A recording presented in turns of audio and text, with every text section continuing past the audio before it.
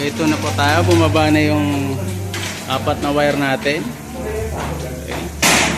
So, pare-parehas lang po ng coding. So, yung wire po natin, ang kinokontrol niya. Okay. So, dito muna tayo sa white wire. Ito po yung common wire natin na galing sa kontador. Siya po yung nagsusupply sa switch. Okay. So, yung the rest po na wire, red, yellow, and black. Yan po yung mga line na galing sa ating mga bulb. Okay. So,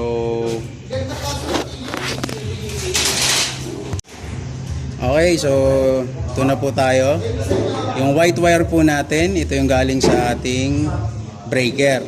Okay, live po yan. Okay. Siya po yung magsusupply sa common ng ating switch. Okay. So,